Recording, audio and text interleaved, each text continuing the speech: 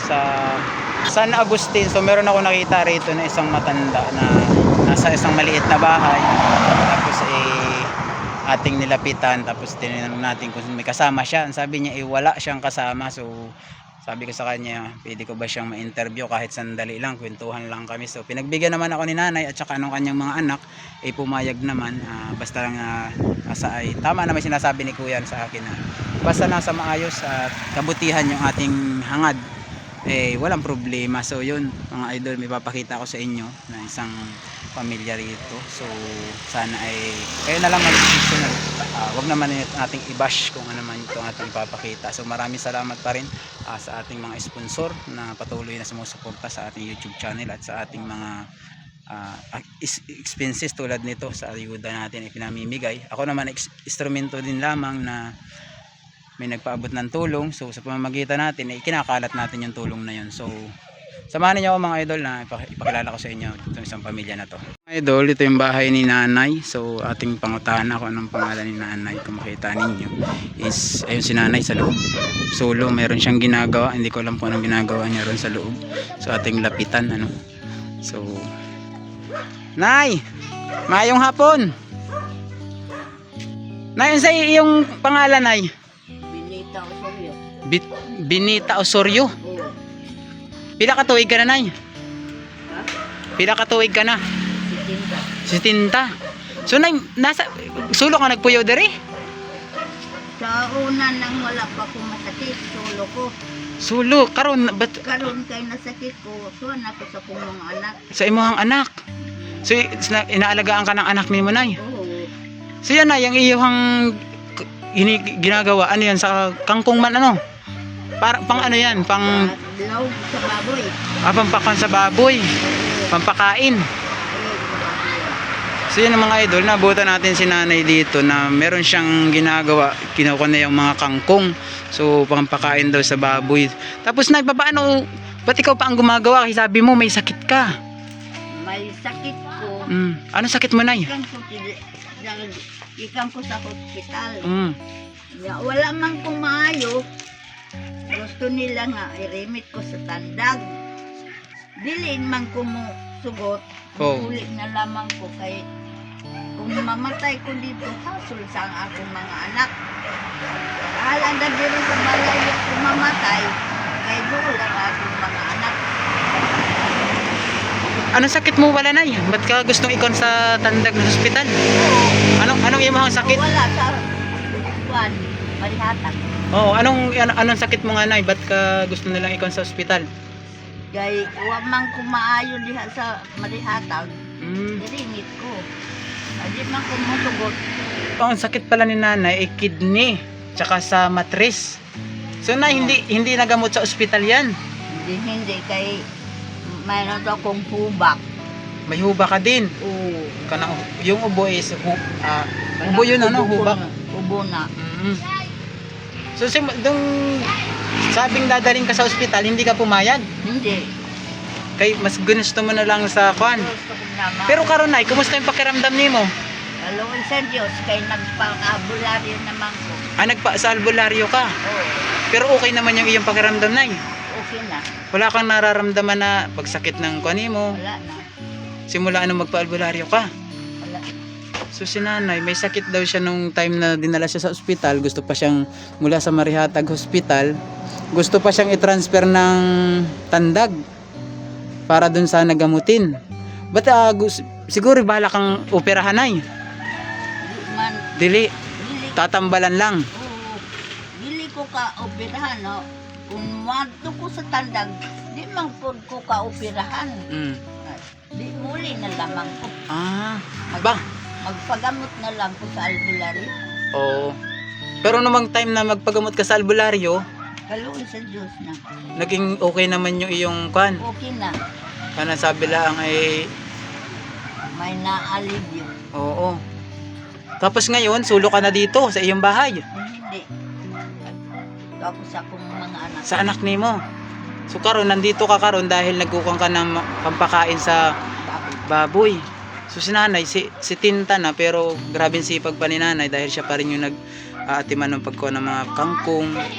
Tapos yung anak, anong trabaho ng anak mo, Nay? Pandagat lamang. Panagat. So mga anak ni nanay, hindi ka naman pinababayaan ng mga anak mo, nay. Hindi. O mga buutan ng anak nimo. Ako man, mga anak kong nindugod sa imo. Oo, kanina. So sa kanila ako nangutana kanina dito. Dili man ko nila biyaan. Kuan, sabi lang ay Kung unsay akong bation, listo man sila. sinusuportahan ka nila, Oo, oo. agad ka nilang inaatiman. Oo. So mababait po yung mga anak ni nanay, no? Si nanay hindi naman nila pinabayaan. So si nanay siguro ito na lang yung kalingawan niya na Linawan ako. pagtulong. Akala ko kanina nagkukan siya ng mga pambaligya kasi tinatali niya. Ba't mo pa tinatali na niya? Hindi ko dito na Ba't- baligya. Oo. Pagkain ko sa baboy. Baboy. Pero kinukan mo pa, pinaplastar mo pa. Talagang hinihikot mo pa. Ikot ko kay pag-abot mo sa mandag man iniip sa baboy. Ikaw na lang nimo. Kumbaga ibutang mo na lang sa kwadra, sa kulungan. So nay, ako napunta rito, charity vlogger po ako, gaya na sinabi ko sa iyo kanina, ay meron akong inaabot na kaunting hinabang para sa imuha. Naapay bigas nimo? Wala na. Wala good bigas. Pero karon napansin ko dito sa ato may mahangin. So mga anak mo sigurado kung hindi nakapanagat, ano? Hindi. Kay kusog ang balod. Oo. Dagko kaayo. Kusog ang balon, kusog Eh, ang kuhan, dagat. Oo, nagpunta rin kasi ako nung last Sunday, dagat, kaya naghilig man kami sa Pangawil, Pamasol. namasol ko. So, pagdating namin sa laot, pagkadakko ng balod, dagko pa sa bahay. Balik kami. Kaya sabi ni nanay, panagat ang mga trabaho nila. So, okay lang ko lang makita ka. Mungutan na lang ako sa inyo. So, ito yung anak ni nanay. Anong pangalan mo nga, Col? Susito. Josecito Susito Osorio. Soryo. So, ikaw ang pinaka-manghod or maguwang? Hindi. Sumita doon. Ilang kayong magkakapatid? Pila? So, 8. walo. Ilan mong lalaki? Walo ko ito. 3 lalaki. Tapos ang babae, 5. Nandito tanan. So si nanay naman, hindi niya naman napapabayaan. Kumusta man naman buhay ninyo rito, Col, na tulad nito? Sabi ni nanay, panagat lang ang trabaho ninyo. Walang doon, Walay income. income, wala. Walay income. Pero nakakasurvive naman. Tapos ang kagandahan ay hindi niya pinapabayaan yung nanay natin, di ba? Sabi nga lang, magpakahirap-hirap pa yung buhay natin. Hindi naman natin pinapabayaan yung ating mga magulang. So, ang tatay nyo, asa nang? Tayo. Tatay na, dugay na? Kaya nga, 6 years. 6 years. Bago lang kasi 6 na taon pa lang eh. Bago lang. Halos pandemic o abot pa nga ng pandemic halos. Tawa na pandemic. Wala pang pandemic, di ba? Pero after mamatay, nagka-pandemic na halos. So yun, ako Col, meron ako ihatag kay mama nimo na bugas, no? Kayo na lang bahala. So sabi nga ni nanay, nasa kanya naman siya, sa inyo naman siya tumitira, tumutuloy. So si nanay, naagihan ko lang dito, para sa akin karapat dapat tulungan. Tapos masipag talaga si nanay, no? Si nanay, kahit 70 years old na, sipag pa, lakas pa. Gumagamit ka na ba ng karon? Tawag sa inyo rito, tungkod? Oo. Gumagamit ka na ng tungkod. Hindi ka na makapaglakaw ng... Hindi. Pero, ang iyong paningin ay hindi pa malabo? Hindi pa. Hindi pa. So, kita mo pa yung aking kapugian. Oo. Ayun, no? So, nay, kukain ko lang yung bigas na ihatag ko sa imo, ha? At kung ano man itong bigas ko, ikaw na lang bahalang magpasalamat sa nagbigay, kay hindi man to sa aking gikan din.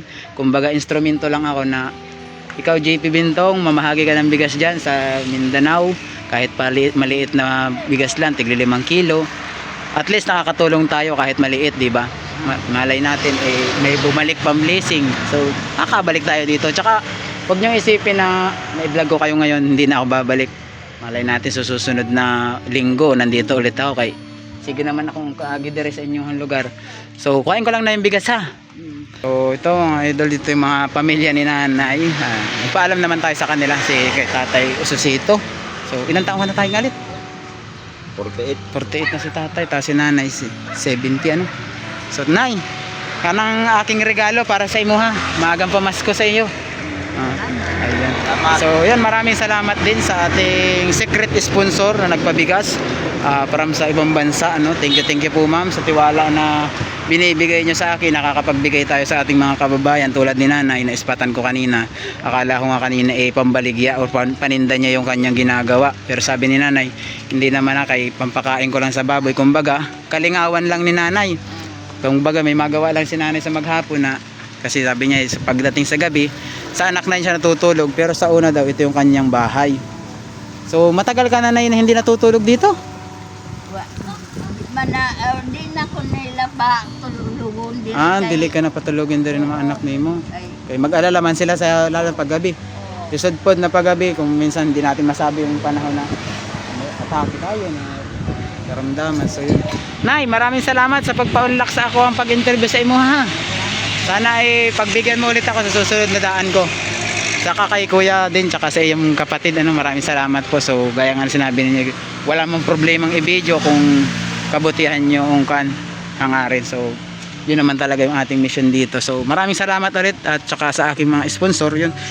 Maraming salamat po sa lahat ng nanood. Pakishare niyo itong video na to. So medyo maulan na naman, nabot kami ng ulan dito sa San Agustin.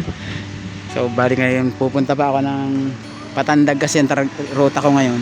So guys, i-share niyo itong video ni nanay, tsaka si tatay pala. Ito si tatay, yung maguwang na anak. Okay lang sa'yo, tay? Okay lang sa'yo, makita ka sa video? Yan. So maraming salamat, tay, ha, sa pagpa-unlock mo. Ako po pala si Joseph, or mas kilalang GP Bintong sa YouTube. I-research na lang GP Bintong TV na ayong kung may cellphone kayo, paki-picture na lang ng akin. Maraming salamat po sa inyo, ha. Thank you ulit sa pagpa-unlock na-interview natin si nanay. So yun, mga pamilya ni nanay lahat ito halos nandito. Tapos din sila rito. So hanggang dito na lang muna, at maraming salamat sa inyo lahat. God bless everybody sa inyo lahat, and bye-bye. Shall we have breakfast together?